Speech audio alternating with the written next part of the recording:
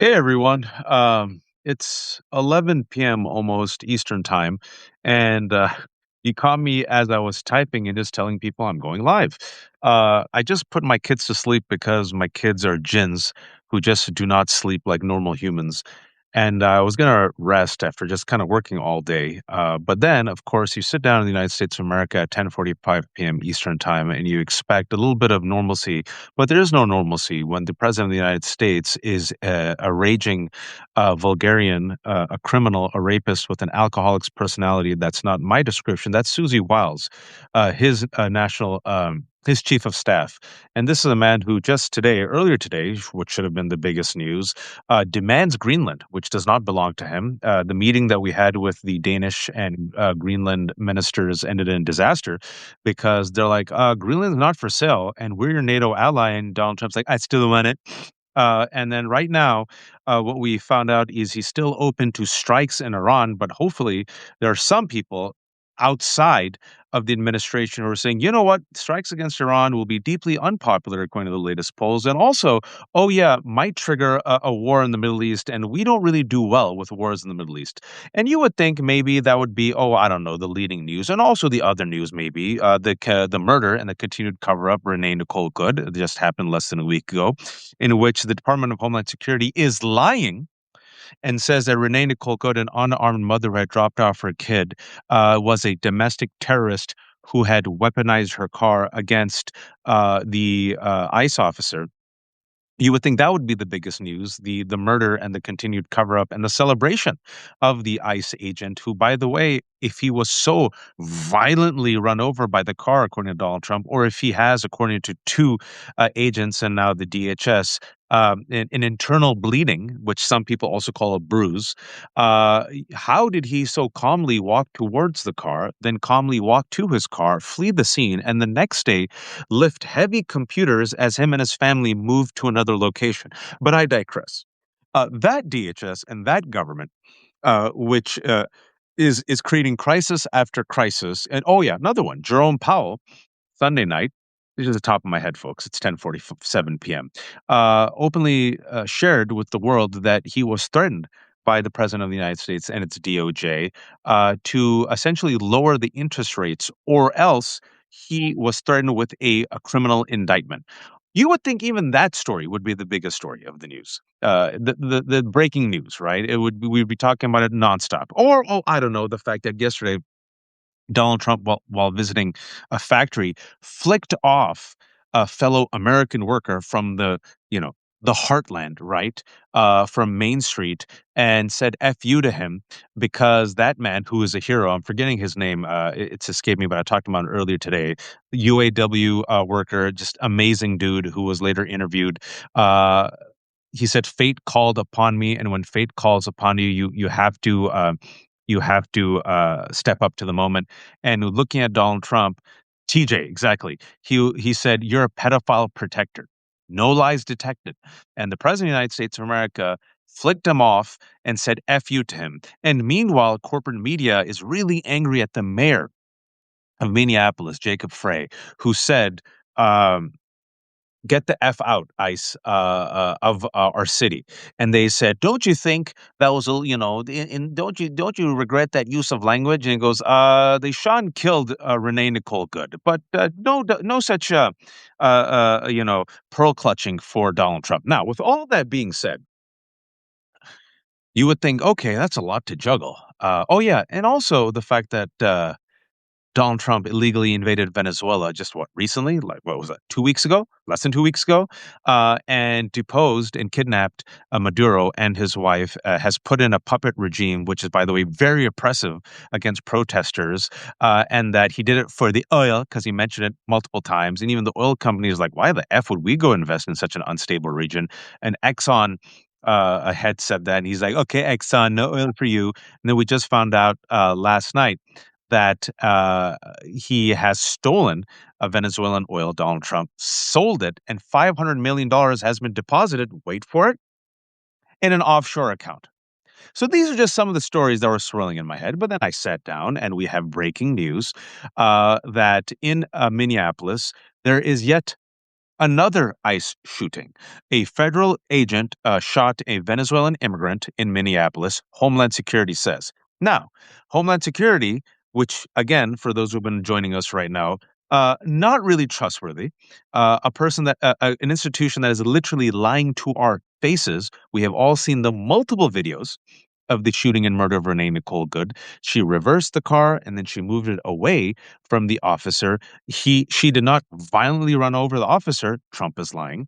Uh, she was not a domestic terrorist. DHS Secretary Kristi Noem is lying. And now we know that the Justice Department is pressuring attorneys to not investigate the shooter, the murderer, but to investigate, wait for it, Renee Nicole Good's widow and her activist activities. Okay? That DHS, that DOJ, this Trump administration now wants you to believe that this Venezuelan teen was attacking an ICE agent with a shovel. So I first read that. I'm like, oh my God, before I read anything else, I'm like, thank God the kid's not dead. And what else did you expect to happen when you unleash mass armed agents to terrorize a nation, a state, and a town? They want crisis. However, surprise, surprise, I'm just telling you what we know right now. Eyewitnesses say that actually this kid was running for his life, and apparently they shot him while he was fleeing and they were trying to make a type of arrest. So, in this batshit crazy country that we live in, filled with disinformation and right wing hacks and extremists, who knows what video footage, what it will reveal. So let's go with the Department of Homeland Security alleged, the right wing spin that's flooding social media right now. That apparently this Venezuelan immigrant, this teenager, attacked the ICE agent with a shovel. Um, all right, if it attacked him with a shovel, and he shot him, you can maybe make the excuse, okay, he was afraid for his life. Maybe. But it's also interesting how when there are white shooters literally shooting at law enforcement, they somehow survive all the time. But I digress. What did you think was going to happen? As we've always said on the left hook, if you unleash masked armed agents to knock door to door, to ram their cars and other cars, to zip tie children, right, to assault women, we've been saying this for a year. Eventually, what's going to happen? This is what we said. Number one, they're going to put their hands on the wrong person. There are a lot of guns in this country. A lot of people are pretty nutty. They might think someone is brown or black. It might be, and that person might be concealing and carrying. And if there's a masked armed person who doesn't show their badge, they might think it's a kidnapper. And voila, now you have death and violence and a shooting. Or number two, what could happen, and has already happened, if there are masked armed agents who are not showing their badge, terrorizing people, literally showing up anywhere and everywhere at Home Depots and 7-Elevens, if I was a sick and twisted psychotic and creative criminal, I'd simply put on a little bandana here, say I'm from ICE, and then go commit any crime I want. Oh, yeah, that's already happened in LA, as people posing as ICE agents have already assaulted people and robbed stores. Now, again, this is breaking news. We don't know. I'm only telling you what I know, what I've seen. I've seen the videos right now about what's happening with the mass crackdown. Status coup news is on the ground right now. Fantastic work right now. They're showing that ICE is launching a barrage of flashbang grenades and chemical gas at unarmed Minneapolis protesters who are ducking and running for cover. This is happening right now. Status coup. At Status Coup on Twitter, Midas Touch has also shared these videos. You're seeing it's like I don't want to use the word war zone because I know it's overused and war zones are far worse, but literally, this is like a paramilitary force using weapons against unarmed Americans, flashbang grenades, chemical gas, irritants, tear gas. By the way, I was tear gassed in Turkey. I happened to be visiting Turkey during the protest, and like an idiot, because I'm a masochist, I'm like, let me be a citizen journalist and write an article for the Boston Review. So I went there. F my life. I tried to be safe, and then the Turkish police pop, pop, pop, tear gassed. I was stuck. I ran as fast as I could, got the tear gas in my eyes. Folks, if you've never been tear gassed, it ain't fun. I'm just telling you straight up. So they're tear gassing Americans on American streets because a lot of people have come out and are like, what the hell? You guys shot another person. And mind you, they have unleashed more troops, like 2,000 more agents to literally terrorized the streets of Minneapolis. Why, folks? Why? Because they want a war zone. Why, folks? Because they believe that they are at war with the rest of us. And a week and a half ago, uh, it's open, out in the open. ICE is spending millions of dollars to recruit. They call it, quote, wartime recruitment, wartime recruitment to protect the homeland and our heritage. These are white nationalist talking points. If you don't believe me, I've said it before, I'm going to say it again and again and again. These are Nazi talking points. DHS Secretary Christy Noem, the same DHS secretary that says, hey, Renee Nicole Good, she was a domestic terrorist, had to be shot in the face. She stood behind a lectern a couple of days ago with the Nazi slogan, one of ours, all of theirs, which was a Nazi slogan used by Nazis in World War II to justify the murder of every male in a village after a Czech villager killed an SS soldier. That's what they're now sharing. You've seen all the photos, the Norman Rockwell paintings of white men, manifest destiny, the use of the word homeland and heritage, the 13 stars of the Confederate flag around Abraham Lincoln, the post that's still up that talks about deporting more than 50 million people, remigration, which is ethnic cleansing. The news that came out today that they're temporarily suspending visas from 75 countries. There's about 193 countries, 75 countries. It doesn't even make sense because some of those countries, and the reason for it is we want fiscally responsible immigrants to come. We don't want the poor immigrants to come. All right. What about El Salvador? A lot of poverty there, off the list. What about Hungary? Uh, Shockingly off the list. It is reckless. And the reason why I felt so compelled to come on at 11 p.m., seeing this footage on the ground, reading about this shooting, which now the New York Times has finally written about as well, is what we assumed. Well, here's the Washington Post, just literally as I was speaking. Now they've come out with it. Let me tell you what their headline is: Federal agent shoots person in leg as Minneapolis protests flare. Attorneys for Renee Good, her partner, and immediate family promised transparency for the public as they investigate the killing of the mother of three by an ICE officer. A federal law enforcement officer in Minneapolis shot a person in the leg. Some are saying it's a Venezuelan immigrant. Wednesday night. The DHS said, as tensions between protesters and the Immigration Enforcement Agency continue to flare up throughout the city following the fatal shooting of Renee Nicole Good. In a statement, DHS alleged that the individual attempted to evade arrest. Oh, interesting. By driving their vehicle away from federal law enforcement officers, crashed it into a parked car, and then running away on foot.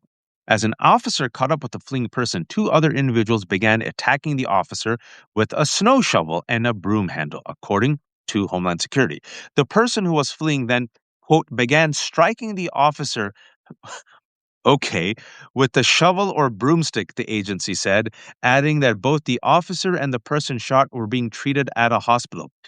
Again, I want you all to know that earlier today, C Bullshit News, otherwise known as CBS News, run by Barry Weiss, did propaganda for DHS and at the time quoted two agents who said that the officer who shot and killed Renee Good was suffering from internal bleeding.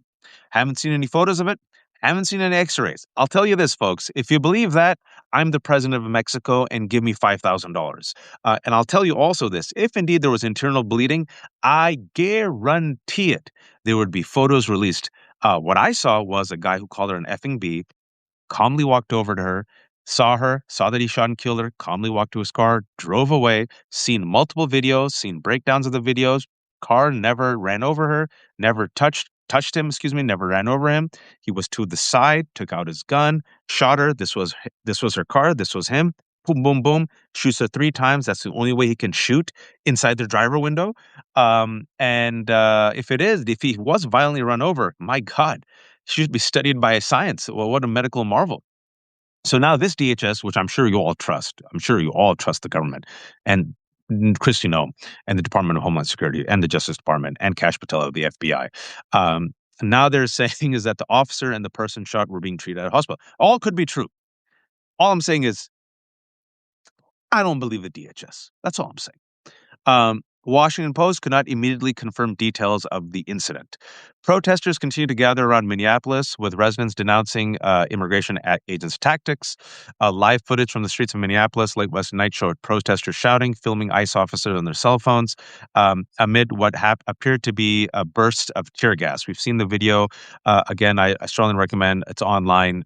There's people on the ground, independent journalists. I saw Midas Touch retweeted Status Coup News at Status Coup, COUP. You could see the video for itself. I mean, yeah, looks like a war zone. They're just flashbangs, tear gas. These are unarmed protesters. None of them are confronting ICE. None of them are throwing things at ICE. This is what Stephen Miller and Donald Trump want, folks. And the reason why I felt compelled to come on at 11 p.m. is, number one, this is breaking news. And number two, I don't think we have months. I don't think we have weeks. Things are devolving at a rapid rate. I think we have to be eyes wide open. This is not an I told you so. I get no joys from I told you so. I just want you to trust the evidence of your eyes. Don't believe me. Who am I? I'm just a guy who comes on Substack and writes, right? I'm just a writer. But I want you to trust the evidence of your eyes. I want you to trust the evidence of your ears. And if you still live in the delusional fiction that it can't happen here, you're suffering from a failure of imagination. I want you just to see, for those who joined us a bit late, 1,500 people, I did just a top of the head recap of some of the major crises that are happening just in the past week, folks, just in the past week. Murder of Renee Good, the cover-up of Renee Good, the demonization of Renee Good, Donald Trump giving 2 Fs to NATO and our allies and saying, I want Greenland. The kidnapping of Maduro, a coup in Venezuela, stealing the oil and now depositing it in an offshore account in Qatar. I don't know how that helps Americans. Now another shooting in Minneapolis where I'm just taking the information that I have, folks. Online it's saying it's a Venezuelan immigrant. Washington Post says it's a person. DHS says that the officer was now in pursuit of this person, but then now he was being beaten up by 2 people, and then the person he was pursuing. Other reports online have said that actually no, this person, this immigrant, this individual who was shot was actually running away from ICE. Either way, what we're seeing is escalation, and this is exactly what Stephen Miller wants. And I just wanted to connect the dots for folks real quick, if I may. Um, in the summer, Stephen Miller, according to the Wall Street Journal, I try to bring the receipts and connect the dots, and this is my job because I know it becomes overwhelming for many people. According to the Wall Street Journal, a right-wing outlet owned by Murdoch, Stephen Miller intentionally unleashed masked armed ICE agents in Los Angeles. Specifically, he deployed them. Oh, hey, Lev, if you want to come on in 2 minutes, let me know. Specifically, he deployed them at Home Depot and 7-Eleven. The reason for deploying them at Home Depot and 7-Eleven is Stephen Miller wanted escalation. He wanted conflict. Instead, what happened, thank God, is that the local leaders cooperated, were peaceful, organized, to the point where the LAPD, go check it out, folks, the LAPD the next day tweeted out saying thank you to the local leaders for being peaceful. And they then went against the government, and what Stephen Miller was saying was it's an insurrection, it's an invasion. The LAPD, all right? So he didn't get his Reichstag fire. Now, if you watch the Left Hook, I mentioned the Reichstag fire a lot. You'll notice I mentioned a lot of terms that were popular during World War II and the Nazis. The Reichstag fire was the fire of the Reichstag building, which at the time was blamed on a communist activist. And it was used as a national security emergency in which the Nazi party said, hey, listen, we're under threat. This is a crisis. The Reichstag fire, the building has burned down. Let's crack down. And so Germany voluntarily handed the keys to the kingdom to the Nazi party. What did the Nazi party do? Implemented martial law, made Adolf Hitler a dictator, immediately suspended elections, curtailed liberties, and crushed the opposition. Now, in hindsight, and even at that time, people said that Reichstag fire, I don't know if it was actually a communist activist who did it. I think it was actually the Nazis who did it themselves and blamed a villain to justify martial law. Okay, so Stephen Miller has been looking for his Reichstag fire since the summer. He has been using the word invasion to the point where the Supreme Court, in a rare rebuke, said, no, We're not being invaded. You cannot invoke the Alien Enemies Act, which Stephen Miller wanted to invoke. The Alien Enemies Act has only been invoked a few times in U.S. history during wartime. The Supreme Court said, we're not at war. Stephen Miller said, wait for it. Look at the language. We're at war. We're being invaded. What is ICE spending millions of dollars doing right now? Their words, not mine. Wartime recruitment. He said we're being invaded by these immigrants. Rackstack fire didn't work. Supreme Court said, whoa, we've gone a bit too far. Second Rackstack fire, if you all remember, big balls or blue balls that freak Constantine, that 19-year-old Doge member. You remember this in Washington, D.C.? He claims a gang of black and brown thugs assaulted him and carjacked him. Donald Trump came out, he goes, this is what happening in Washington, D.C. It's a hell, war zone. It's crime. I have to unleash the National Guard. You all remember that in the summer? Unleash the National Guard. They're still here wasting their time, wasting our taxpayer dollars, cleaning up trash. All right? That happened in Washington, D.C., another Rackstack fire. People have organized. He couldn't get the conflict. Then we saw the murder of Charlie Kirk. Before there was any evidence, before there was any proof, because Kash Patel, the head of the FBI, was trying to figure out what to do. And if it wasn't for the family member of Tyler Robinson, we still would not have a suspect because they were lost, deer in headlights. The FBI openly said we got no leads. Kash Patel, meanwhile, was cosplaying, and it just shows you how the FBI has absolutely no faith in them. They leaked this humiliating fact about him, that he wouldn't leave the jet until he could find an FBI jacket that had FBI on, but the only jacket that fit him was a medium female FBI agent's jacket. So what happened before we got Tyler Robinson? You all remember. Donald Trump went, told the world it was radical left-wing terrorism. You all remember that? You all remember that? No proof. Then we found out it was Tyler Robinson.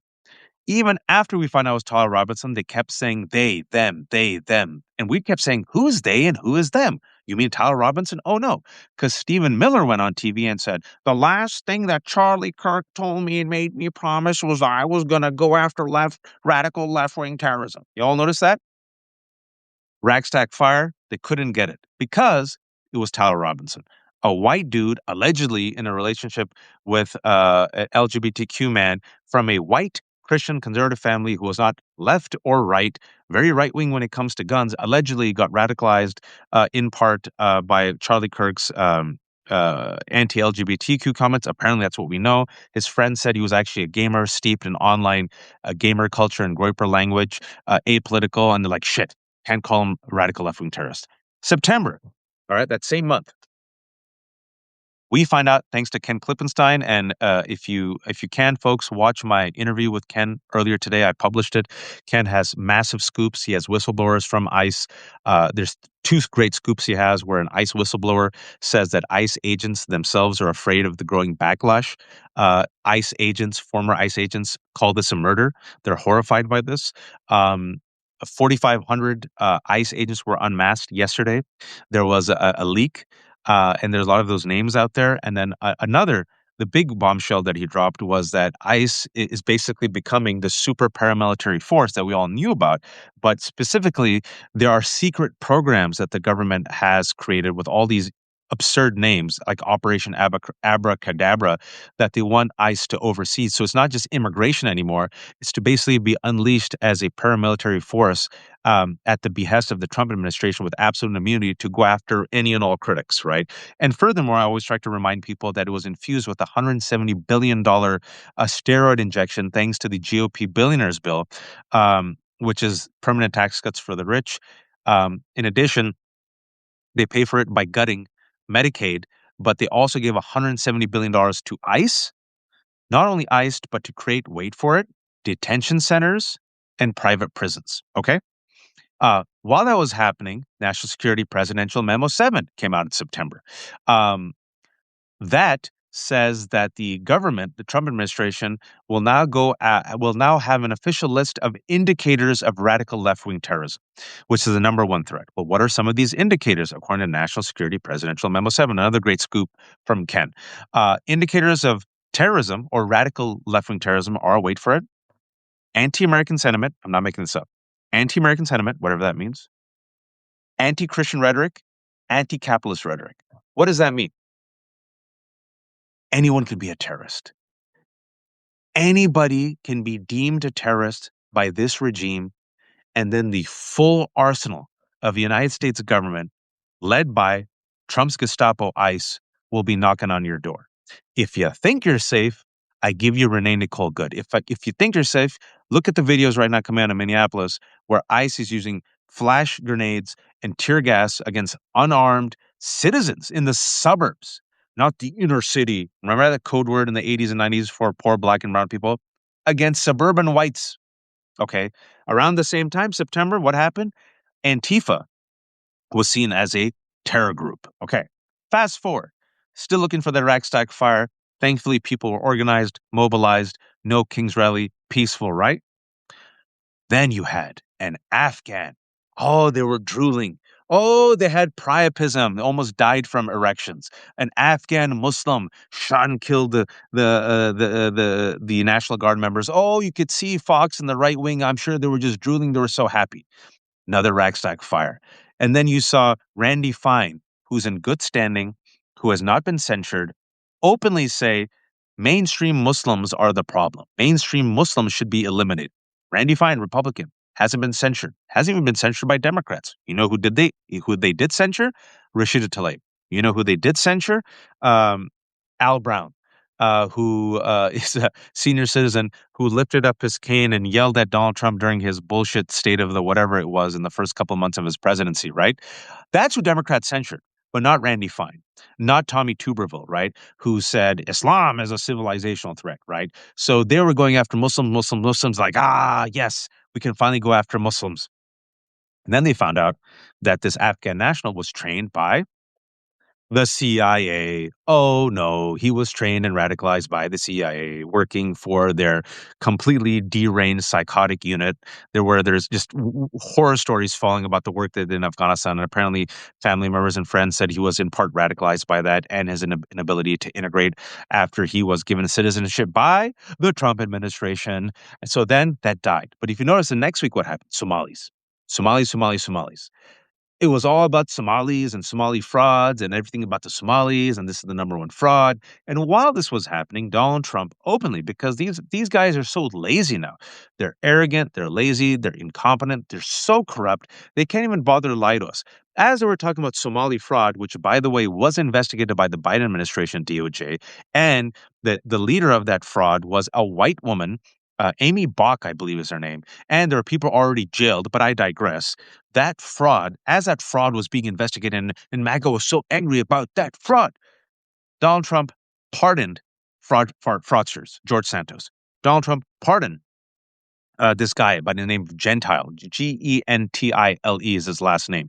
I think Robert or David is his first name, where he defrauded thousands of Americans for over $1 billion. He was about to serve 7 years in jail, and Donald Trump's like, okay, I get to pardon you. He pardoned a whole bunch of fraudsters, right? He also pardoned, remember drugs? Drugs were happening at this time. Drugs. And while this was happening and how it's connected to immigration, if you recall, on the left hook, we've talked about keep an eye on Venezuela. This is a bigger deal than it is. Donald Trump is unilaterally murdering Venezuelans, claiming that they are terrorists, and he has the jurisdiction to kill terrorists, but he hasn't shown proof that they're terrorists.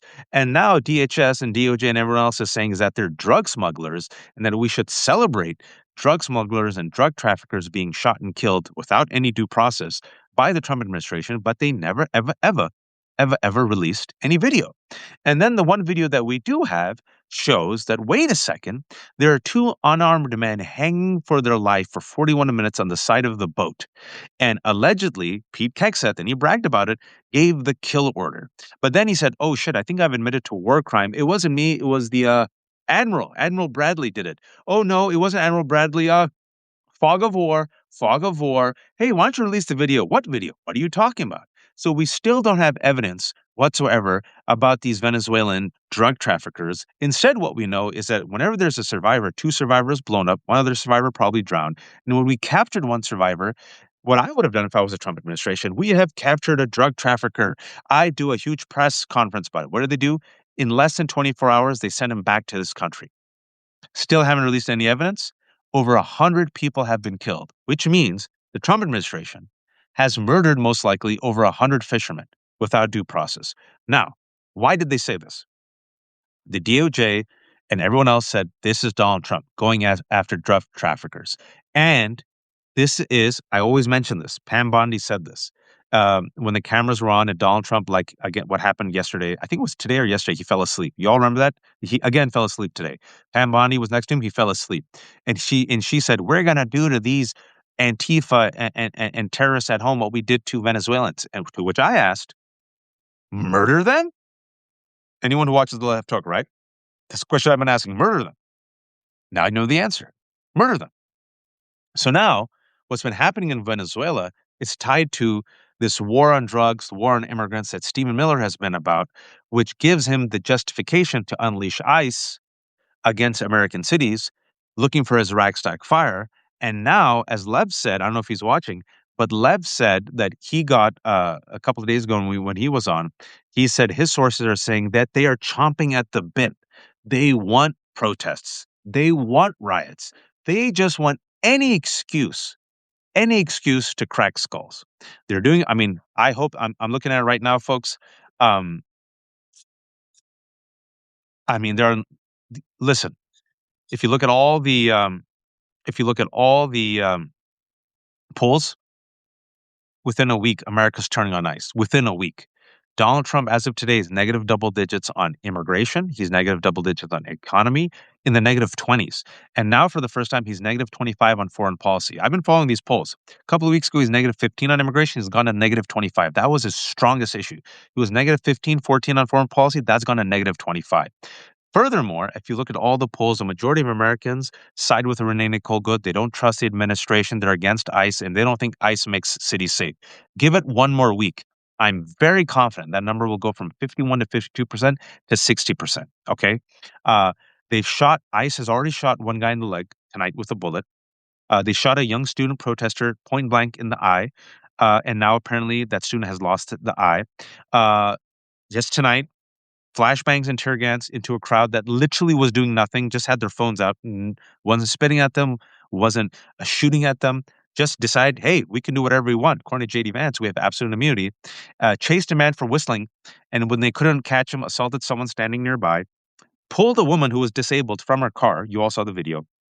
She was saying, hey, man, like, I just need to get to the doctors. What are you doing? They stopped her and then cut her seatbelt and dragged her out, shooting priests in the face with tear gas, shooting unarmed bystanders in the face with tear gas, to the point where the White House took a photo of that and posted it because that's what they're proud of, and sharing open Nazi slogans. And furthermore, this is happening right now. Things are getting worse, worse, worse.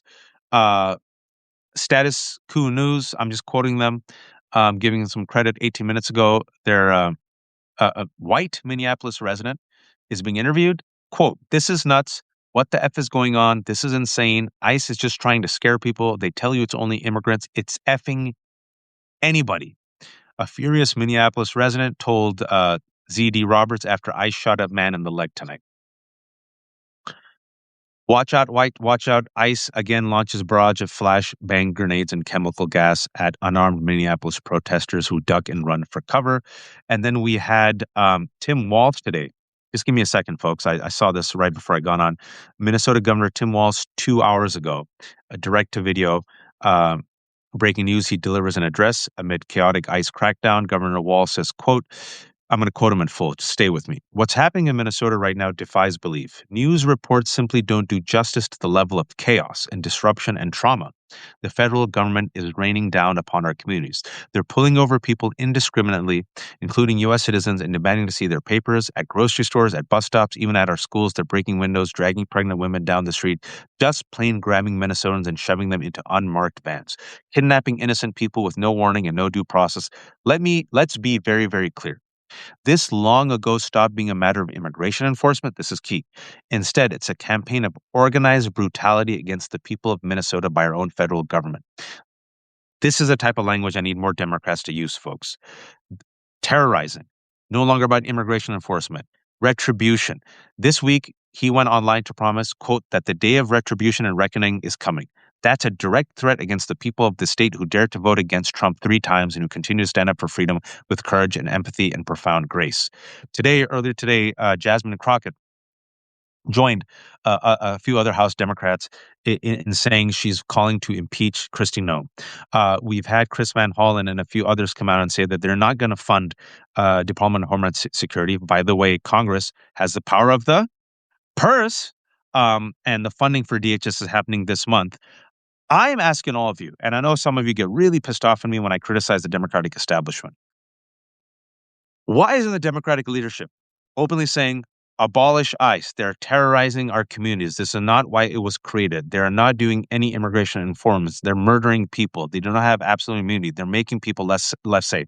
As me and Ken talked earlier today, and that video is up, I strongly recommend reading it. Ken's doing fantastic work. We just want people to fight, man. Just fight. Change people's minds. People are fluid. If you're telling me, well, look at the latest poll, and we tried it briefly several years ago, and people didn't change their mind, and we can't change people's mind. By that same rationale, we'd still have segregation. Women still wouldn't be allowed to vote. Gay people wouldn't be allowed to be married. I wouldn't be here thanks to the Immigration Nationality Act of 1965 that brought my parents here, and I was born and raised here as a citizen. Are you kidding me? People are fluid. They can change. You've seen the polls in just 1 week. A majority of Americans are already like, whoa, whoa, whoa, shit, man. This is not what we signed up for. We're not for ICE. He's gone negative 25 on immigration. Negative 25. He was plus 10 with Gen Z. He's now negative 50. Latinos who voted for Donald Trump, he's now down to 2016 numbers. People are fluid. We live in the United States of amnesia. People are susceptible. You have to lead them. They've already tasted the crumbs. Now lead them to the message, lead them to the promised land. You come out and you lead and you say, this is wrong. They're terrorizing our communities. We don't need ICE. ICE is the Gestapo. They shot and murdered Renee Nicole Good. They're covering it up. If it's Renee Nicole Good today, it's your community tomorrow. This has stopped being about immigration enforcement. This is Donald Trump using his own Gestapo to terrorize Americans. Enough is enough. We have the majority on our side. We have the polls on our side, and we're going to do our part to make sure that ICE doesn't kill you and your family next. If I'm wrong, tell me I'm wrong. What am I missing, folks? I'll wait for you. What am I missing? Why doesn't every Democrat abolish ICE, prosecute ICE, investigate ICE? Someone lead. Someone lead. At the very least, impeach Noem. What are you waiting for? She lied. She lied to the American people. Impeach Noem. She's the head of DHS. ICE is within DHS. Impeach Noem. Try your best. Just try. Even if you can't, we know you tried. And then you can blame the Republicans. That's it. And it stays in the news. The more and more you impeaching Kristi Noem. Why? Murder of Renee Good. Play her lie again and again and again. She's a domestic terrorist. She's a domestic terrorist. She's a domestic terrorist. And put the photo of Renee Good right next to Kristi Noem's quote.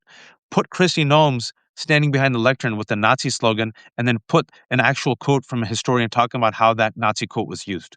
One of ours, all of yours. One of ours, all of yours. This is easy. I'm not even a politician. I'm giving this advice for free. You just need courage. You just need courage. Is anyone willing to stand for anything? These feckless cowards, man. And so forgive me for my I rarely get upset, but for my passion. I'm not yelling. I'm not swearing.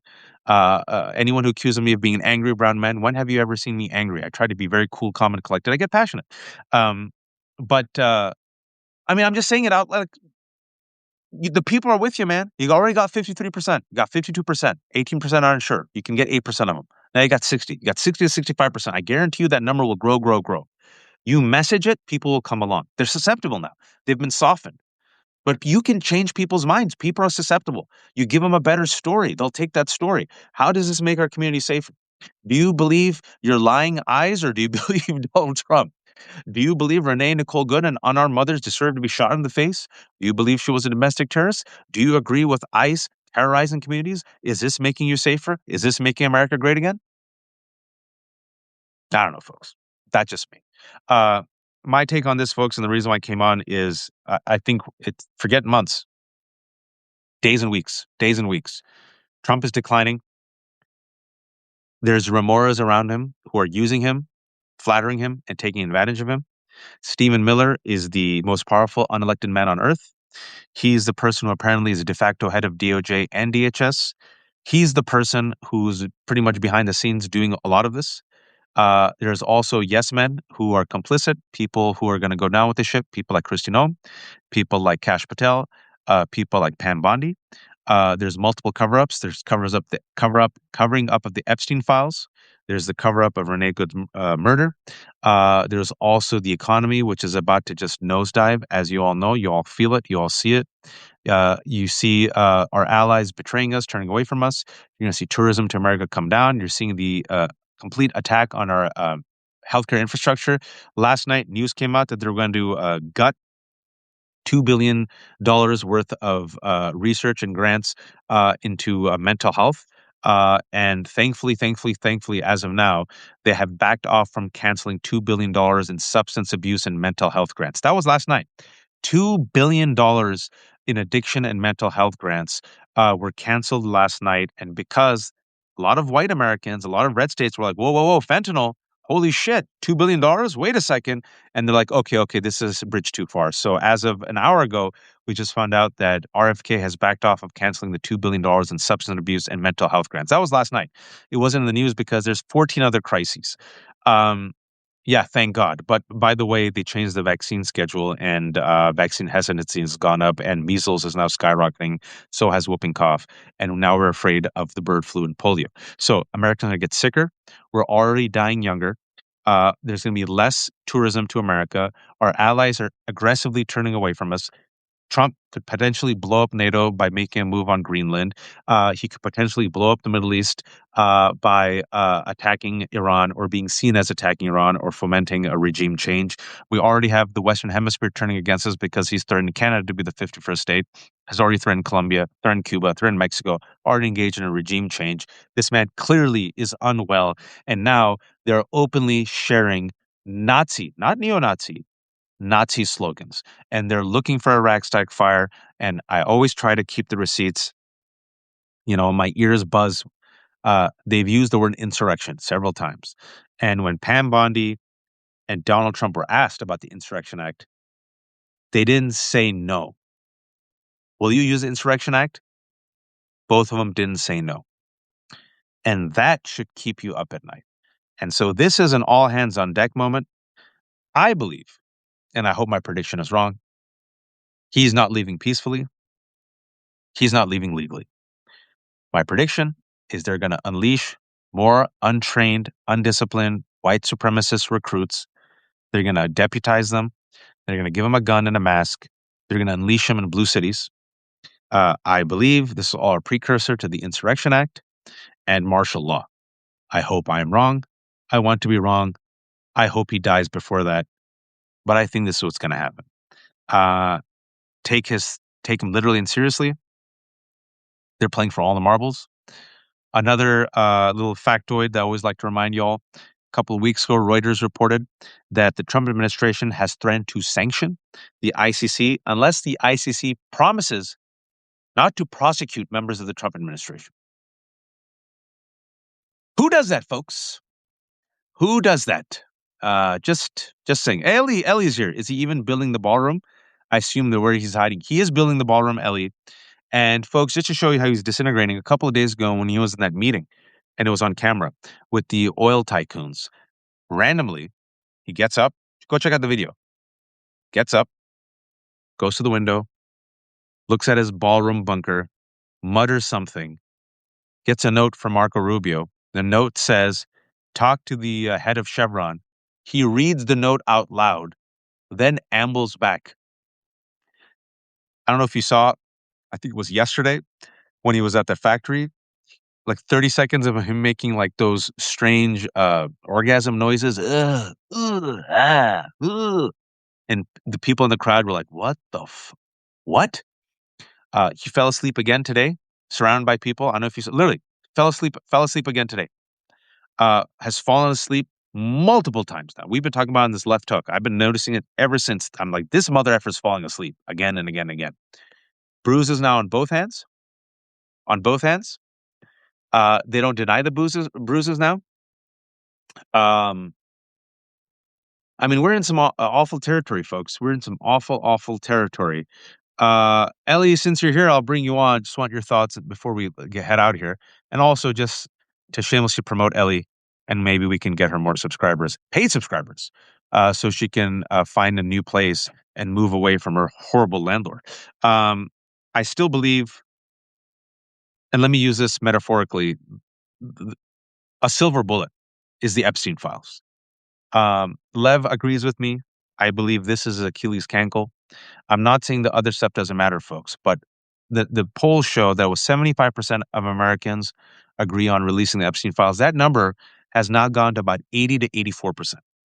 Uh, when you have an auto worker and they asked him, "Are you liberal?" He goes, "No, I'm independent. I've supported conservatives in the past. I'm just disgusted by this cover up." He called him a pedophile protector. I believe the Epstein files can be something that could put him on the back foot, Ellie. And I think it could be something that could get him nervous.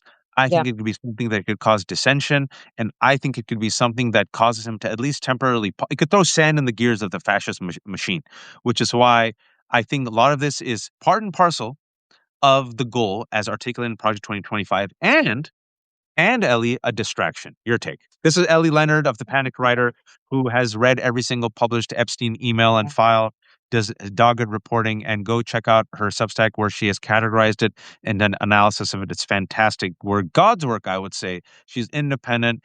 She has a terrible capitalist special Yeah. right now, matching my also terrible capitalist special, where for $3.75 a month you can support her. So I'll put that link while she speaks. Ellie, take it away. Yes. Hi. I'm like half asleep, but I'm here.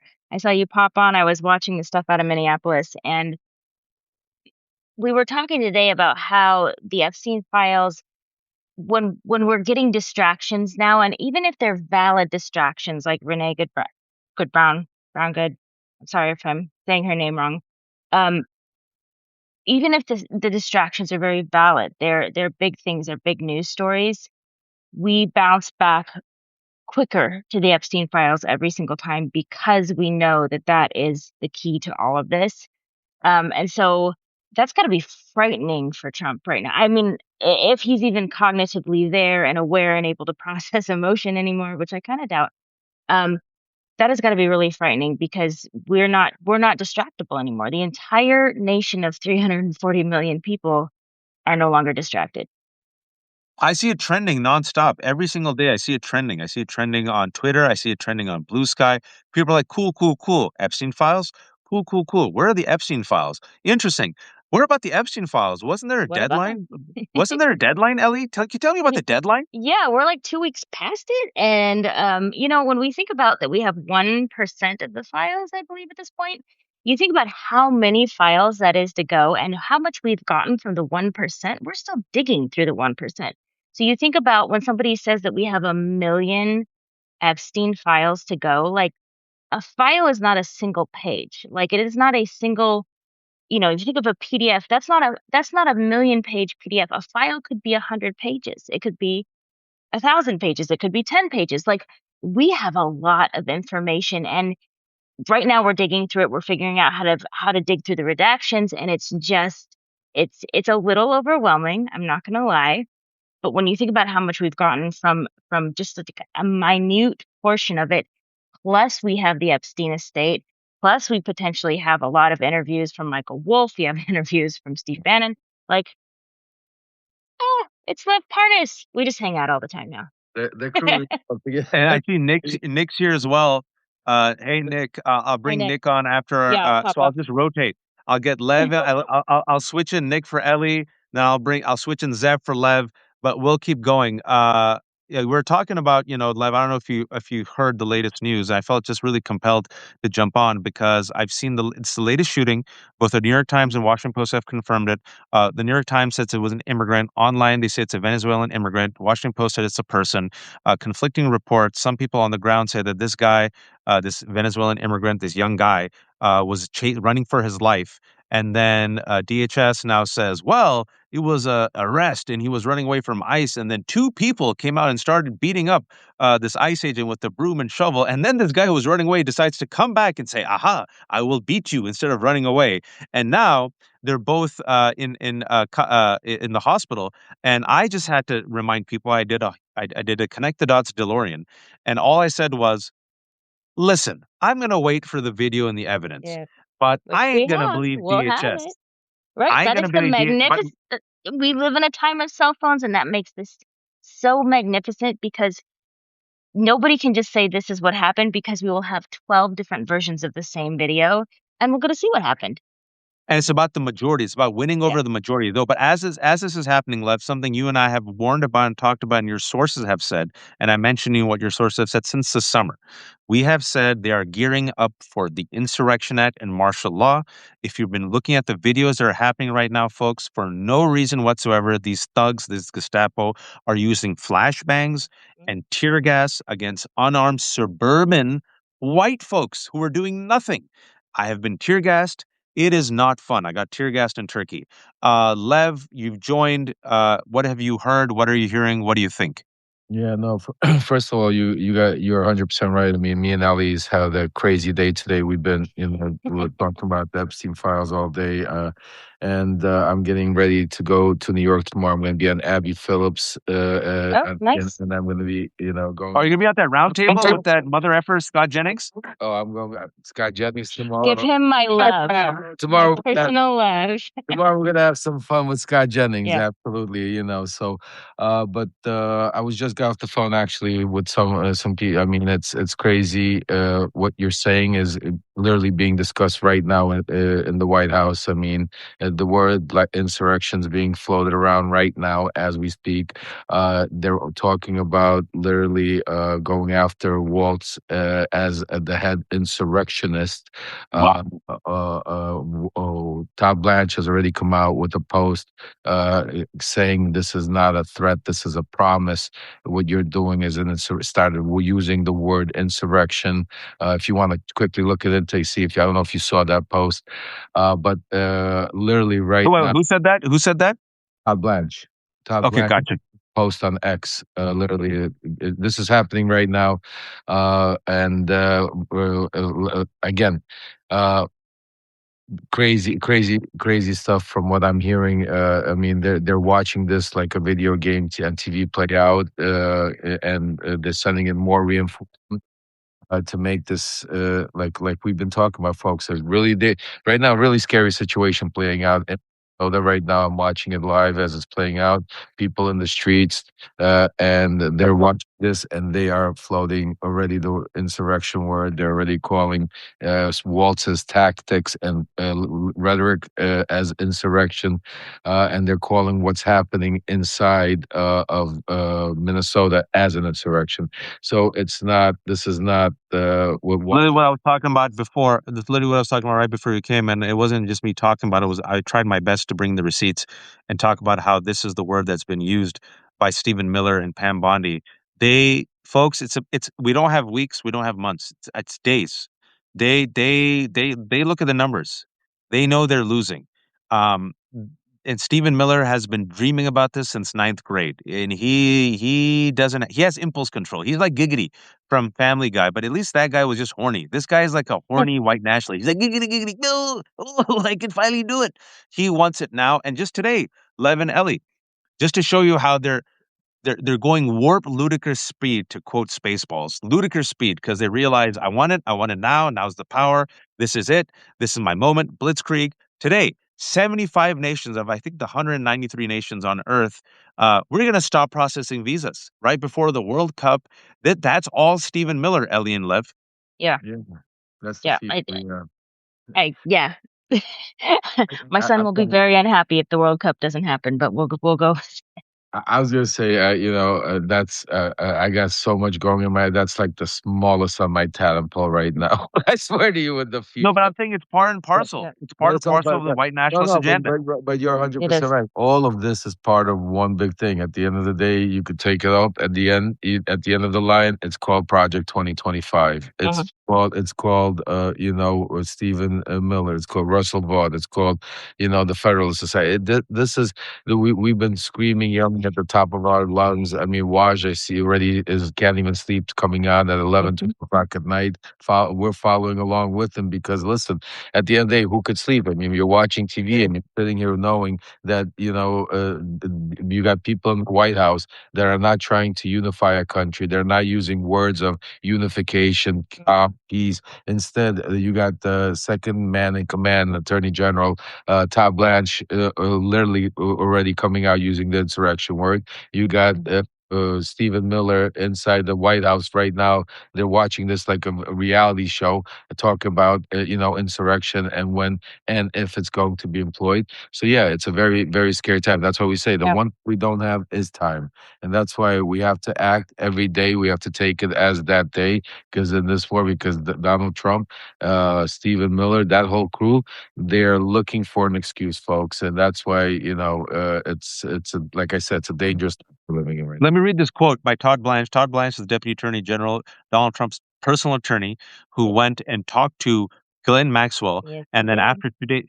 after 2 days, magically in less than a week, Ghislaine Maxwell got a transfer not given to any other person with her status as a child predator, and where she now has a service dog and gets high-profile visitors and gets yoga lessons in Club Fed in Texas. Todd Blanche, 2 hours ago, is saying the following. ICE operates in thousands of counties without incident. Bullshit. Men and women doing their jobs protecting us from criminal aliens. Bullshit. Minnesota insurrection There you is go. a direct result of a failed governor and a terrible mayor encouraging violence against law enforcement. It's disgusting. Waltz and fray. I'm focused on stopping you from your, wait, terrorism by whatever means necessary. This is not a threat, it's a promise. What more do you all need to see? Trust the evidence of your eyes and ears. Every allegation, every accusation is a confession. It's all projection.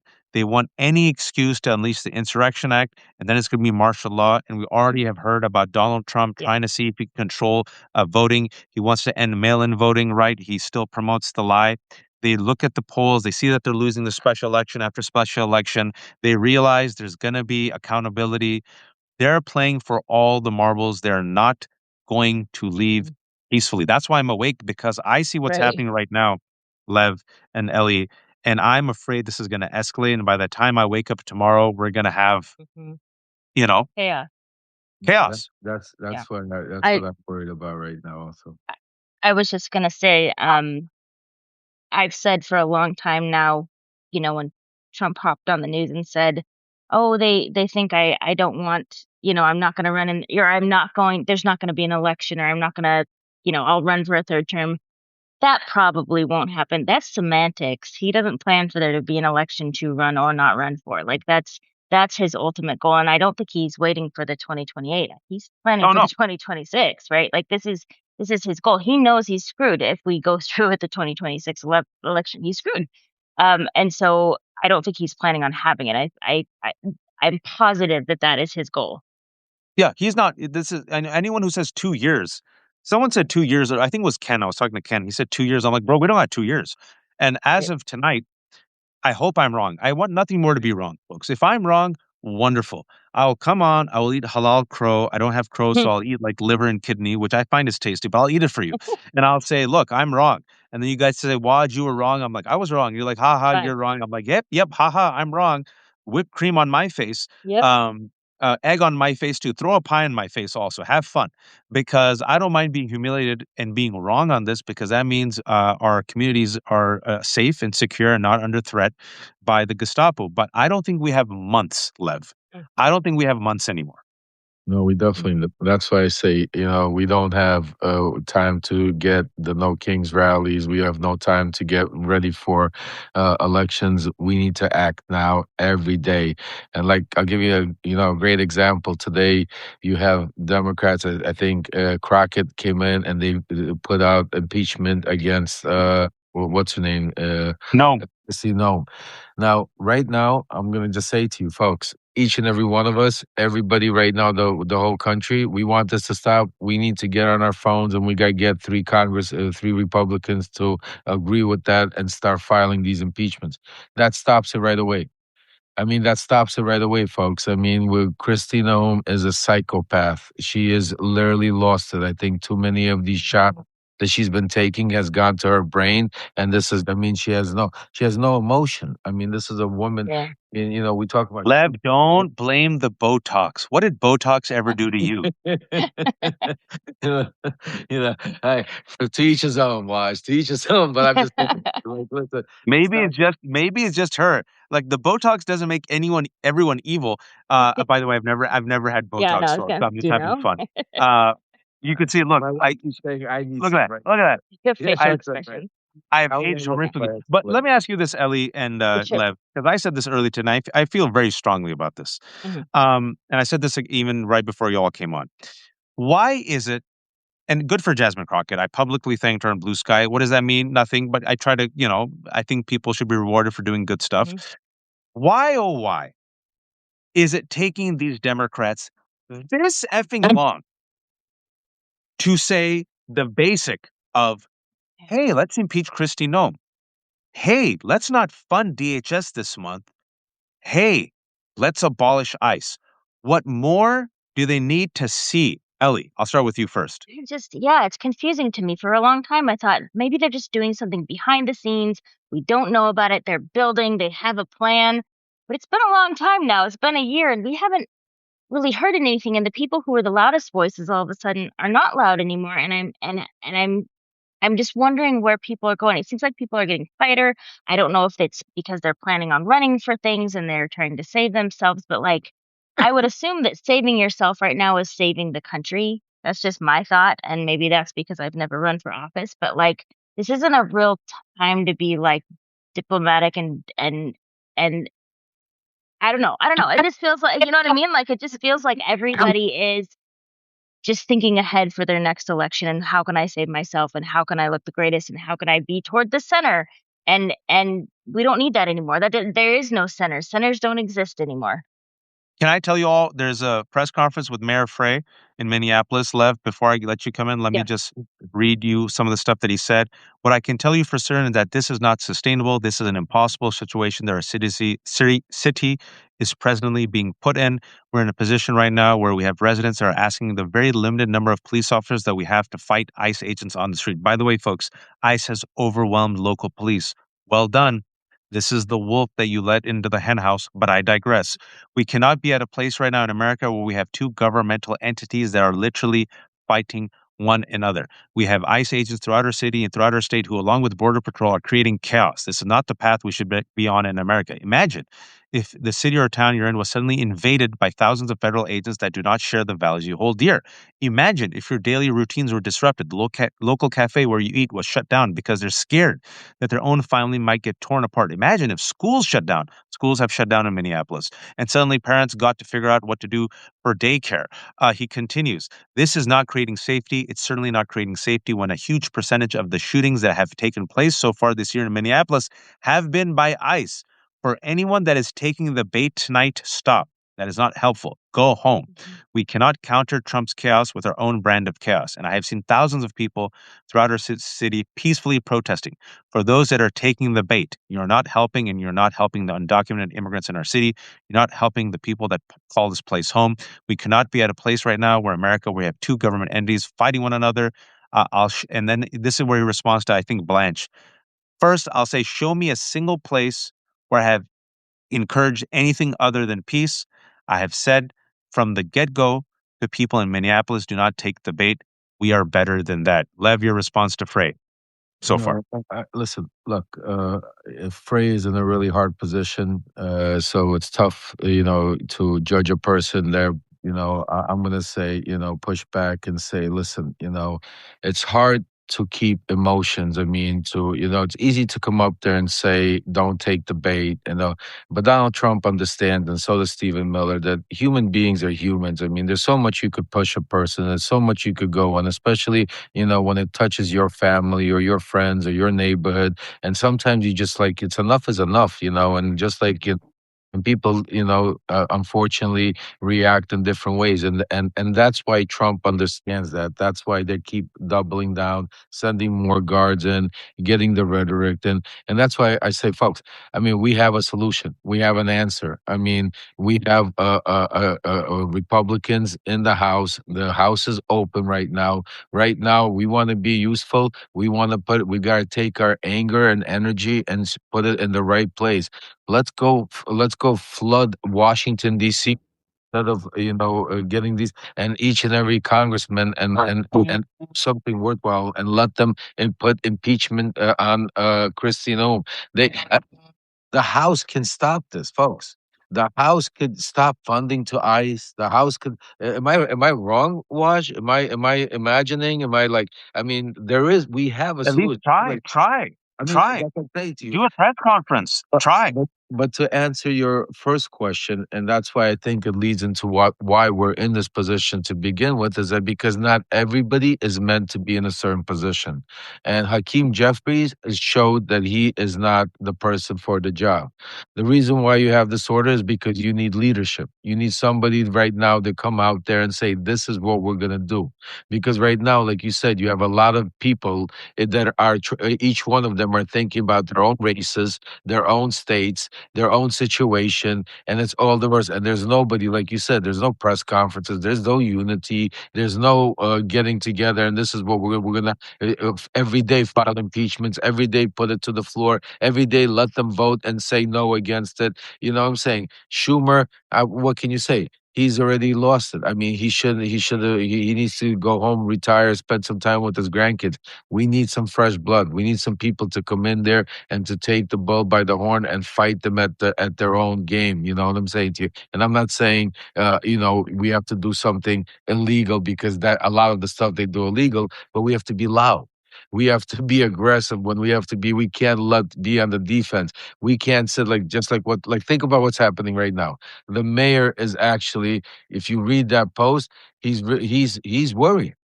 Mayor Absolutely. Frey right now is worried that they could come arrest him by because the words he is now. And just think about the crazy world we're living in right now, folks, for 1 second. That I mean, the mayor of Minnesota has to worry, and the governor of Minnesota have to worry about they're protecting their city, because right now the president of the United States with his inner circle are planning how they could arrest him, how I they won't could be surprised. deal with and take over. Just think about it. Regime change in Minnesota. This is the sick part, folks.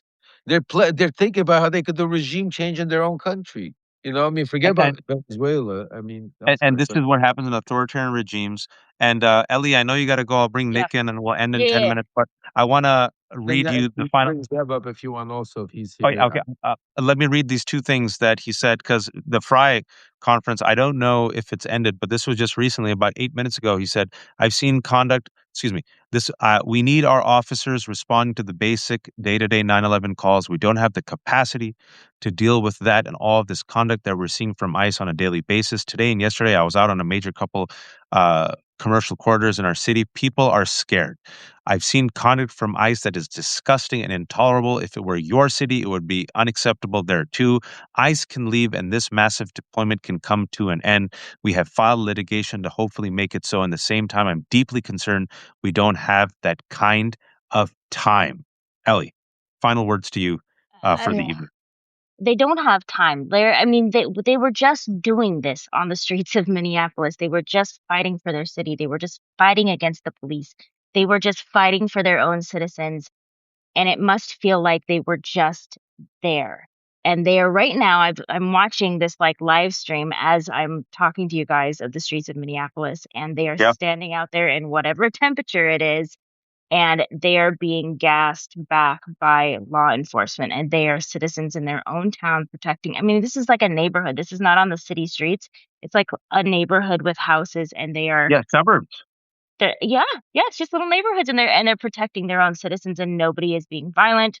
Nobody is being, there are no weapons amongst the citizens, but they are being tear gassed, and they're being flashbanged, and they're being used back Here's a right now. quote. Here's a quote. "It looks like Call of Duty outside. It's effing crazy. Get ICE out Yep. of the city."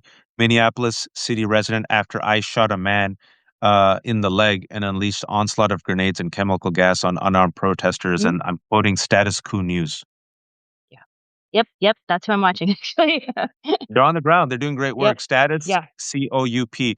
Ellie, shamelessly promote yourself to people. You're a mother of. You have even more kids than me. I have 800 kids. You have 900 kids. Yeah. Uh, Yeah. Yeah. shamelessly promote, and actually, Lev wins. Lev has 1,200 kids. You have Yeah. 900. I've I have heard. I heard. 800. We could start an Uh, army. Ellie, tell people how they should support you and can Yeah. support you for doing fantastic work. Well, first of all, thank you for letting me come on in my pajamas and ready for bed. And I am the Panic Writer. You can find me on Substack. You can find me everywhere else on social media under Red Pencil Script. And yeah, we don't sleep a lot. We just do this. We just do this, folks. Please go to the Yeah. Panic Rider, subscribe. If you don't have the money, become a free subscriber. If you do have money, she has a special on right now. It's $3.75 a month, and I'm Yep. assuming you're doing the same special I am, 25% off. So that must Yep. mean it's only $37 a year. Yep. Sounds about right. So, folks, please join and subscribe. Thank you, Ellie. I'm going to bring on Thank you. Nick All right. See you later, for guys. 10 minutes. Nick's been Yes, sir. waiting. Nick Yes, Nick yes. also does fantastic work. Yeah, you guys got to support Nick Paro. Hold on one second. Nick is One great. second. Let me bring Nick on real quick, Yeah. Lev. Yes. If you can, Yes. give me 5 seconds. All right. I want Mhm. Nick's thoughts on this. And Nick is a veteran. Yeah. And we're seeing veterans come out in the streets of Minneapolis. We're seeing people say, this is not what we fought for. This is not what we bled for. You guys are traitors. And it's encouraging, I think, to see veterans come out. We need a full frontal court press. Veterans, white moms, suburban moms, Democrats, elected officials. If I was Fry, Keith Ellison, I would come out every day and do a press conference, Lev and Nick. I would do every day. I would do a counter narrative. I would come out every day and come up with. I'd have a survivor. I'd have a white mom. I'd have a veteran who all were witnesses to it. I put them in front of the camera, and I would tell them to tell ICE to back the f off. That's what I would do, Nick. It's all about optics. It's the narrative. Yes, absolutely. And we can either lose the optics. Wash, thanks for inviting me on, Lev. It's good to see you. We can either lose the narrative that they're going to claim it's an insurrection, and that's going to be the end of it, and everything continues downhill from there, or we continue to fight back, like Zev and I did the other night when we talked about the disinformation around Renee's death and the video tampering, and we get out ahead of the regime and we fucking flood the zone on our side. Sorry for swearing. But we flood the zone on our side. We have to. We have to get rid of this timidness that we have on the Democratic side, because Chuck Schumer needs to push up his glasses a little bit higher and tighten his belt, because he either needs to get out of the way or do something. And I've got it in my head now because, Lev, you were talking about it the other day, but also because it's the right thing to. No, it was. I don't know if it was you who was talking about it, but anyway, we need to break quorum in Congress. We need to push out as many Republicans specifically, but also feckless, weak Democrats who aren't doing anything right now. Because if quorum breaks in Congress, we have to hold special elections. If there's under the quorum's threshold for Congress, we have to have special elections federally. So let's do it. Let's force them to resign and retire right now. If they're not going to do their jobs, force them out of them. And if the I'm going to Supreme write Court, you a sternly worded email, Nick. Sternly worded email. I'm very disappointed by what you just said, Nick. don't worry, Wash, I will write you a sternly worded AI response back, asking for $5 to donate to the Democratic National Campaign so that they can do nothing but give it back to Elon Musk and burn bridges and, kill all the rest of us and support AIPAC and bomb Gaza and say that it's okay to invade Venezuela or not step back from funding of ICE in any way. Impeach dog killer Kristi Noem, because that's where she went wrong in life, where she shot a dog in the face, and everything since then has gone downhill. You know, just the normal things. I don't think they're going to change. I have No, no faith in them. But what I do have faith in, Lev and Nick, is the people. And I don't think Democrats or Republicans, who, let's be honest, I always try to be fair on this show, they both fed ICE. They both normalized ICE. They both funded DHS. They were perfectly fine being either a hardcore Republican or, let's be honest, Republican light on crime. This is why we're in the situation where we're in. Local police said, rah, rah, rah. Now ICE is overrunning local police. We gave Donald Trump the weapon to use against terrorists that he's now using against Americans. We all warned about 23 years ago when I marched as a young man in these protests and warned about it.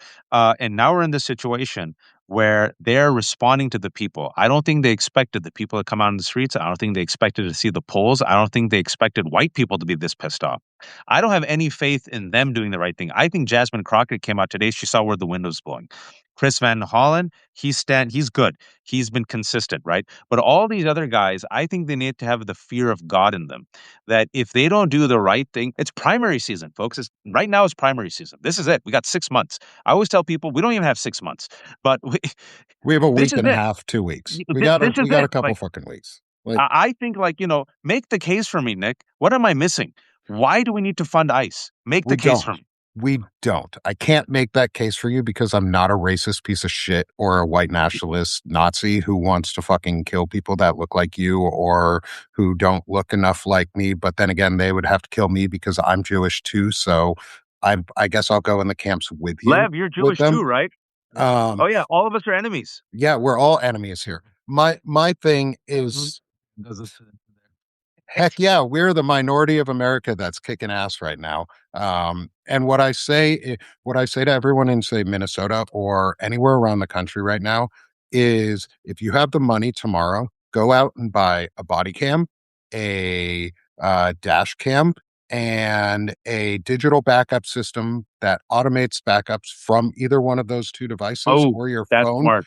so that you can auto record everything that ever happens and start setting up Ice Watch and Ice Patrols safely in your neighborhoods and around you. Get whistles, get blowhorns, get foghorns, get all of the things, and go out, get safety vests, big yellow safety vests, go out in banana costumes and frog suits. Make it so that you are making fun of them, but That's do right. it in a safe way. De-escalate the situations at all times, but go out with a buddy, go out with video cameras, go out with body cameras, go out with dash cams. Do it. Follow them. Do not let what happened to Renee Nicole Good frighten you. Make it embolden you to do more. Go out and be louder right now than you ever have been. If you remind me of something which I think is a great point. In addition to all the fantastic advice you gave about body cams and the backups, because these people are now deleting information. I don't trust them. So you want it to be stored and you want it to be live streamed so there's some record of it. But also the strength of a frog costume, a unicorn costume, silly hair, makeup, wigs. It makes it very, very hard for the regime to sell the narrative that these are violent insurrectionists when there is a giant frog filming them getting tear gassed. I know it sounds silly, folks. It's extremely effective. It's what worked in Portland, and it will make a lot of people be horrified. Like, that was a silly person in a frog costume that you beat up. How can that be an insurrectionist, right? And they've also lost Joe Rogan temporarily. He's a piece of shit, but still, this is extremely unpopular. They do not have the numbers, folks. They don't have the numbers. And to your point, Nick, about all us three of us being the enemies, Muslim and Jews here, the late. I love this. I love this quote, this video that was on Status Coup from 5 minutes ago. There's a Mexican dude in a car, and one of the journalists he stops. He says, "I want to talk to you," and he says, quote, "Mexico all day. F Trump. F his wife. Mexicans and Native Americans and blacks, we belong here." And then a Minneapolis resident waves the Mexican flag. I love that. That's awesome. I love that.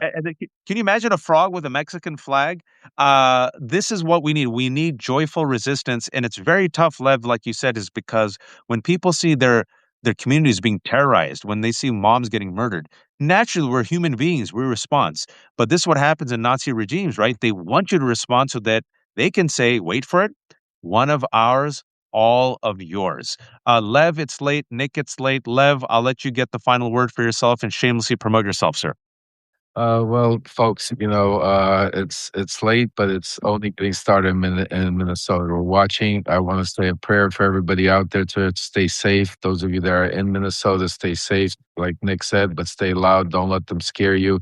That's their tactics. We just got to keep making sure that we get our voices heard and, funnel our energy, funnel our anger into the right motion, and don't let them, like Mayor Frey said, don't let them trap you. Don't fall for the trap, because that's exactly what they're waiting for. They're waiting for that one thing to file an insurrection and install martial law. So, folks, if you can, you know where we are. Substack is our home. Subscribers, we have no paywalls. We are here to be able to give you the information. But the most important thing is, if you can, become paid subscribers, because the algorithms, the information You want to make sure if you believe in what Waj is doing here, what Nick is doing here, what Ellie's doing, what I'm doing, and you want our information, the best way you could support us, the best way you could help us is commenting, sharing, subscribing, but becoming a paid subscriber also not only helps the algorithm, but helps feeds the kids, pay the lights, and a lot of things. So, folks, we love you because for all of you, there's over 3,000 people, 12 o'clock night. You know what that says? It says you care and you are involved. And, we are with you if you're with us. So, No, thank you all. And subscribe to Lev. He gets great scoops. And a lot of people said, Lev, I'll say this before I let you go. They say, why do you talk to Lev? I've lost, I think, potentially a friendship with someone who I won't know, who I really respected, because she's just so pissed off that I talked to Lev and I'm like, man, like, I've been talking to him since the summer. If he says things I disagree with or he ends up being a psychopath, I'm not going to, like, sit there and, like, elevate him. But so far, from what I've seen in my talking to him, like at least once a week for the past 6 months, when he comes in with a scoop and he says, Waj, I'm ready to go live with it, that scoop turns out to be 100%. So far, he's batting 1,000. He's been fair to me. I've been fair to him. I know he's done horrific things. I know all the horrible things he's done. Lev knows all the horrible things he's done. He's admitted all the horrible things he's done. I say, man, if you would have told me a year ago I'd be talking to Lev, I'm like, that, pardon me, Lev, that piece of shit, hell no. F him and all these other Trump cronies. But at the same time, he's also gone to jail. He's also been betrayed by the Trump administration. He's you're still on supervised release, right, Lev? yeah, still super. Yeah, so like, I have to have some faith in people. And we need a broad tent and coalition without, of course, compromising our values and ethics to take on a fascist regime. So far, all I'll say is I can only judge a person by their actions and intentions. I'm not God. I don't know what's in Nick's heart. He doesn't know what's in my heart. I don't know what's in Lev's heart. But so far, he's done everything in his power to call out Trump, bring out the receipts. He has wild stories. Like randomly, he'll be like, "Oh yeah, Maduro. Should I tell you the time I talked to him?" Like, who are you, Lev? How do you know all these horrible people? And then he says, "I was part of the cult." And then he admits it. He goes, "I was part of the cult." So people are then out of the cult, and who are trying their best to make amends. I'm perfectly fine with it. And then someone will say, "What about Michael Cohen?" Even with Michael Cohen, I gave him some grace, but I'll tell you, with the Epstein files, I always felt, eh. And now more and more, I'm like, I don't like it, which is why you don't see me sitting there giving him the benefit of the doubt. So there you go, folks. And I didn't like how he lunged on Zev for asking him a simple question after I left, and the way he's been evasive about this doesn't sit well with me. So I think he has questions to answer. Well, Waj, I mean, I'm sorry to interrupt you, and I appreciate your kind words, and I agree with you. And people could judge everybody for themselves about what we do, because together we are trying to save our democracy. We're not putting on a show. We're not here to do some quiet merit. We're here to unite for humanity. But speaking about Michael Cohen for a second, and I want to, and a lot of people make excuses like, we're giving them a chance. No, let's stop for a second. I really wasn't. I'm really serious about everybody out there. And I want you for a second to think. We have right now the DOJ dropped Epstein documents. We have evidence that came in. Yes, it's only 1%. Babe, Olivia's up. Yes, it's only 1%. Yes, it's only not all the evidence, and they're playing games and everything. But in the evidence, we see a document from the DOJ where it says in black and white, where it's talking about Michael Cohen has told his attorneys in 2019 that he has information, not regular information, but information that would warrant to request Rule 35, which is basically to get out of jail free.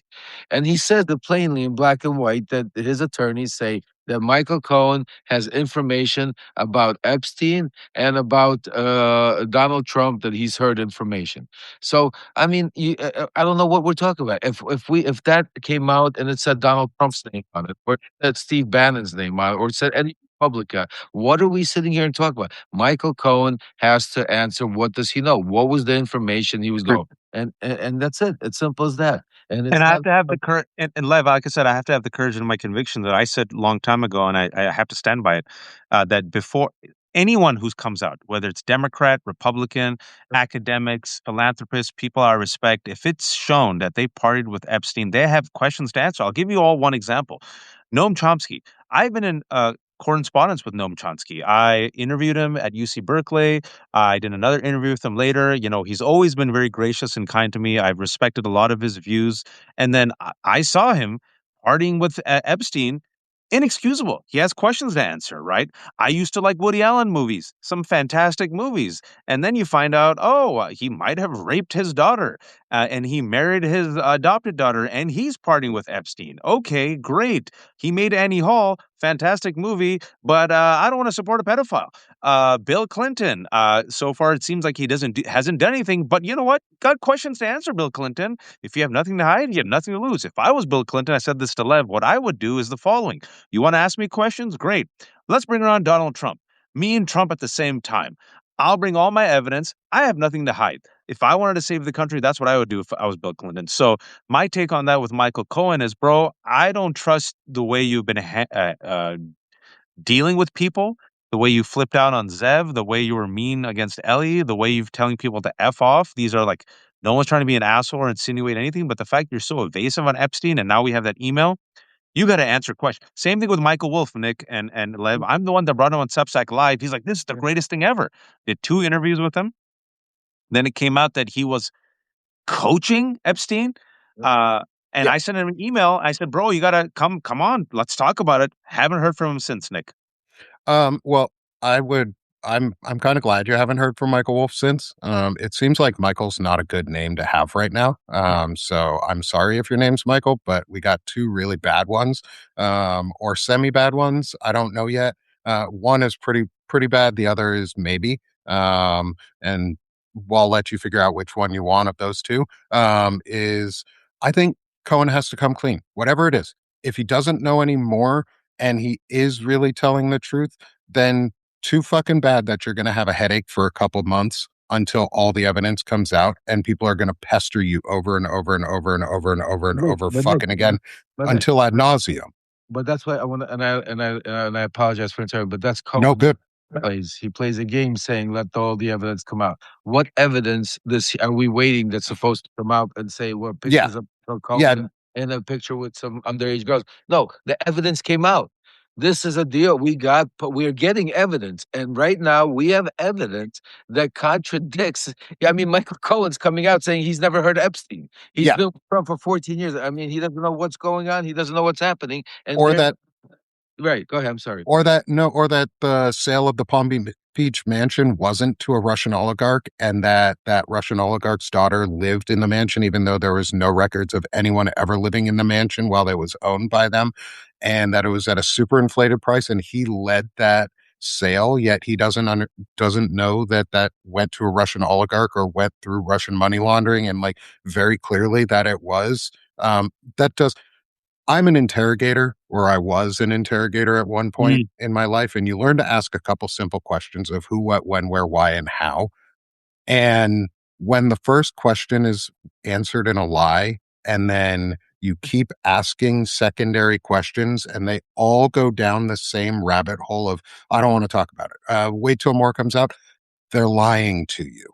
Did you see today what happened at the Joe Walsh? Oh, yeah. I was listening while you guys were doing that on both. I had both streams up at once. Why? Did you see what happened? I was talking to either Ken or I was talking to Allison, and someone came on and said, holy crap, Michael Cohen just blew up on Joe Walsh. And of course, I got 800 kids and I'm doing another interview. Yeah. But that comment stuck in my head. So someone from the left hook saw both. I don't know anything else other than what she said.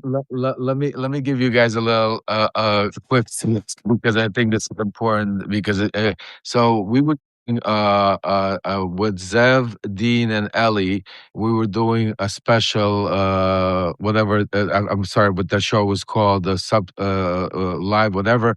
And we were doing a special about Michael Cohen and what the letters coming out and also other. And all of a sudden, Michael Cohen goes live simultaneously with Joe Walsh. Okay. and we start getting people in the comment area that are coming in and saying that Michael Cohen is saying this is all lies, that everything Ellie and you are saying like are lies and everything. I said, wait a second. I said, really? I said, I'm going to go and join their talk. I said, let's have it out right now. I said, let's, you know me, Waj. I said, you want to confront, let's confront. So I went on their feed, and when I showed up, everybody's like, hey, Lev is here. Lev wants to come up. And Michael Cohen's like, well, we're not going to bring Lev up. And Joe Walsh goes, well, wait a second, let's bring Lev up. And Michael Cohen, well, me and Lev are friends. We're going to talk off record. And I'm texting, no, we're not friends. You're a liar. Bring me up. And he's like, Joe Walsh is like, but Lev is texting. He wants to come up and he's calling you a liar. And Michael Cohen, well, Joe, I was never in Prague. You know, I was never in Prague. Joe's like, what? It was like a moment where where he's like, what are you talking about? What Prague? Like he goes, I mean, it was just. I feel bad for Joe because Joe, a lot of people came out earlier today and tagged Joe when it was known that he was going to go on a show with Michael. I tagged Joe and Michael and posted it on from what Ellie had revealed with the email. And I was like, hey, Joe, are you going to ask Michael about this on the show? Because basically I would if I were you. Like, I wouldn't put him on there unless I was going to ask that question. And if he's not going to answer it, I would end the interview. I would be like, hey, sorry, I'm gone. Like, no thanks. I don't want to be here with a liar and someone who's protecting pedophiles. And end the discussion. Like, that's all you have to do and all you have to say. And just leave. You don't have to be mean about it to them. You can just tell people the truth. The truth hurts. If you're a pedophile protector, that's your problem, not mine. Like, And Too bad. also, this is I've seen enough. He he's hiding something. he is. My spidey sense doesn't like it. I don't like the way he's treated other people. You can disagree with folks. We disagree with folks. It's fine. But the way he's snapped, this is like a trigger for him. Clearly, he's hiding something. And when you're hiding something, when it comes to the Epstein files, that means you are hiding something that concerns pedophilia and the trafficking and rape of girls. And I believe that, especially what we know now with the active cover up of the Epstein files, all the powerful players and institutions, your if you will, you have a very, very thin, short, small leash. I think when it comes to the Epstein files, you better like have a really good excuse and real quick. Otherwise, it's like, bro, I'm sorry. I've seen And you enough. can't I've talk seen the the way cover to up, women that and yeah, Michael does. and it keeps triggering him. Like, so there's something there. What is that something? If he has nothing to hide, I've always said this about the Epstein files. If you have nothing to hide, you have nothing to lose. You come out and Mhm. say, man, I was invited to a conference. I had no idea this friggin' pedophile was there. There were all these rich people. I said what I had to say and I left, right? Some people probably got stuck like that. Or, hey, I got invited. Someone said there's this guy Epstein. I was on a plane. I didn't know. I went there. It was an island. There were a lot of young girls. I never came back. Whatever it is, like you No, it's say not. something. No. I'm not even gonna let him go. No, I'm not even gonna allow him to get that because no, he was with him for 14. Let me remind you who I'm not Michael. saying him live. I'm not saying him live. I'm just Oh, saying other people. If you oh if yeah, other yeah, if there's other people caught up yeah, in that, I'm okay. absolutely, I'll give like Yeah, sure. the absolutely. truth will set you free. Yeah. And tell you, even him, I don't have, you want to come tell us the truth and go what? I don't have a personal beef with you right here on TV because I want you to come tell the truth. I want the survivors to get their justice. I want to get Donald Trump out of office. And then we could, discuss our offline, whatever you want to discuss and go over whatever you want to go over if I even want to talk to you after that. Because listen, at the end of the day, right now, his actions, I always look at people and I always say the same thing, and I live by a certain motto. Watch what people do, not what they say.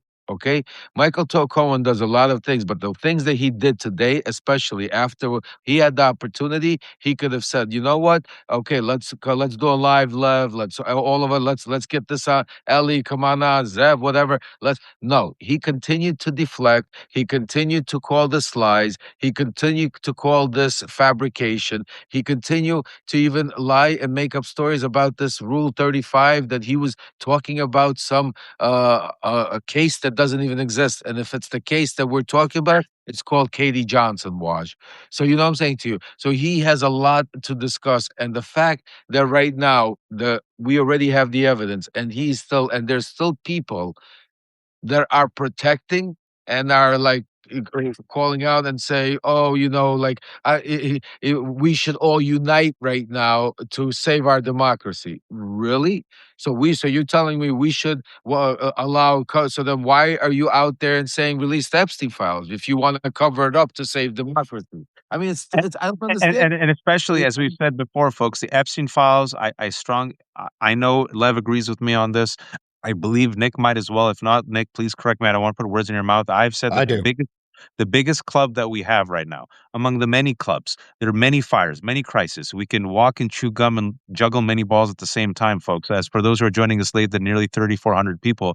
For those who joined us, we're going to have this up on all our Substacks. The first 30 minutes was me doing a DeLorean timeline about Stephen Miller and this Trump administration specifically trying to create a rack-stack fire with their attack on immigrants that got us to the moment where ICE is now unleashed and now has shot a second person in Minneapolis. Then we talked about the Minneapolis response where flashbangs and tear gas are being deployed against innocent communities. Mayor Fry's press conference, how Todd Blanche is threatening Mayor Fry and also now Governor Walz. Then we brought on Ellie and Lev and Nick have come on. We talked about the Epstein files.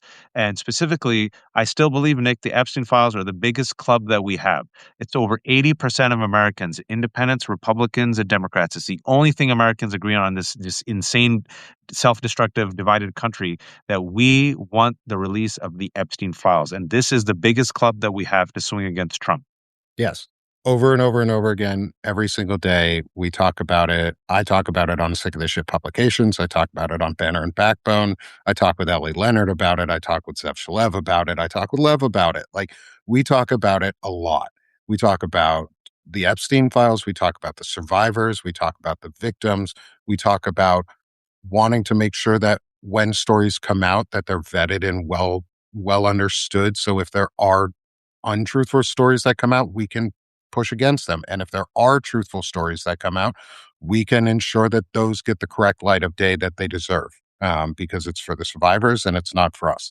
Like, Michael, if you know anything, and anybody else, if anybody else knows anything, like Lev and Wash have both said, the truth will set you free.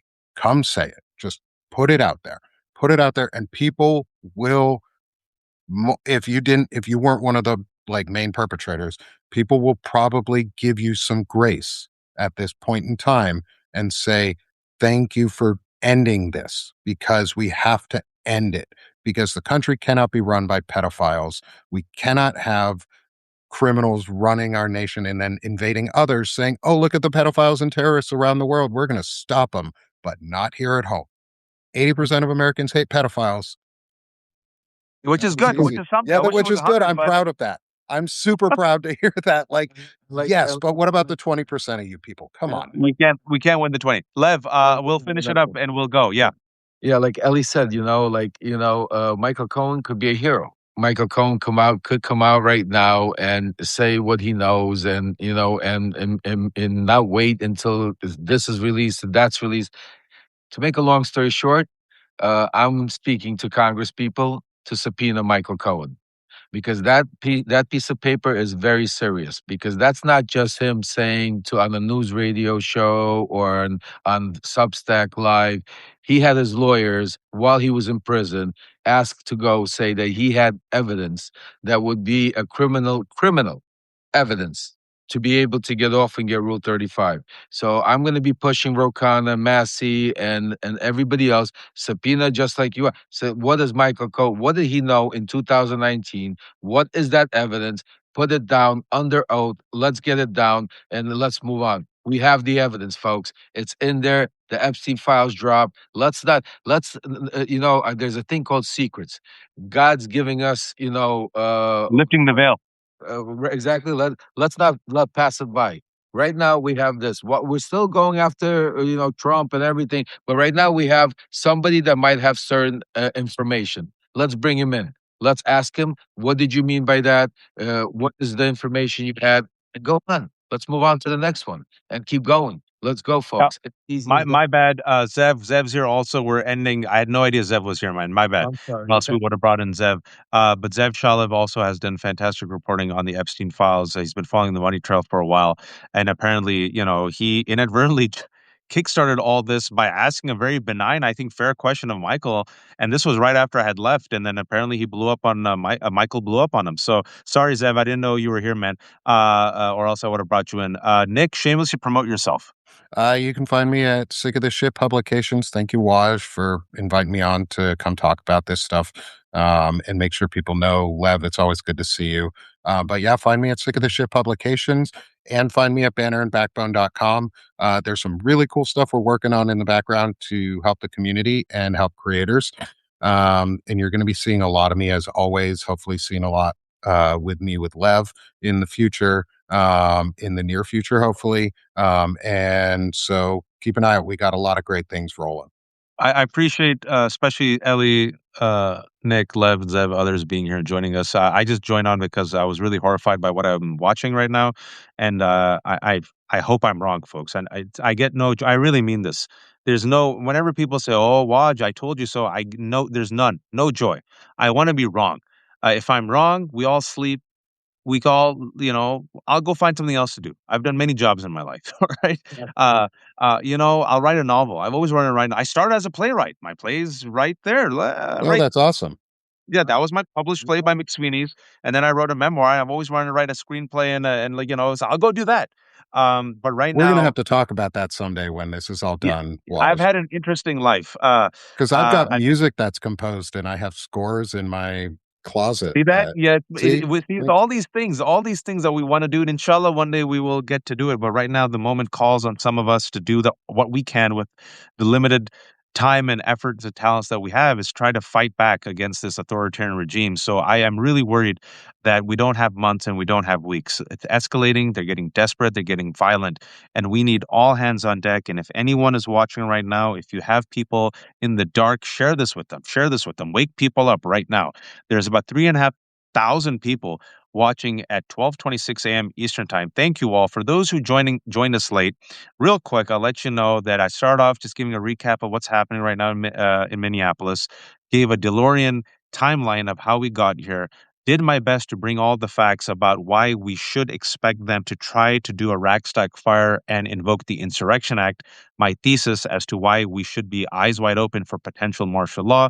Ellie and Lev came on. They gave their thoughts. Lev has heard from his sources saying they're chomping at the bits right now, drooling, looking at what's happened in Minneapolis. They desperately want a crisis. They want a rack-stack fire. They want to crack heads. Todd Blanche literally threatens. Mayor Fry uses all the words terrorism, insurrection. Folks, if you think we're crazy, trust the evidence of your eyes and your ears. Nick and Ellie and Lev then came on and we talked about the Epstein files and specifically Michael Cohen, who has questions he has to answer. And then Zev was here, but I saw him late. So, folks, thank you all. This is the Left Hook. No paywalls. Everything's free. I have a terrible capitalist special. It's 25% off for the month of January forever. $3.75. thelefthook.substack.com/special. Nick Paro, go subscribe to him. Ellie, subscribe. Zev, subscribe. Left, subscribe. I hate saying this, but this is how the algorithm works. If you don't have the money, there's no paywalls. At least subscribe, folks, and share the content. For those who joined us late, this will be up on my Substack, Ellie's Substack, Nick's Substack, and Lev's Substack in about 20-25 minutes. We'll publish it. Thank you all. Take care. Sleep well. Eyes wide open. All hands on deck. And please, oh, please don't be a fascist. Take care, everyone. Rest up.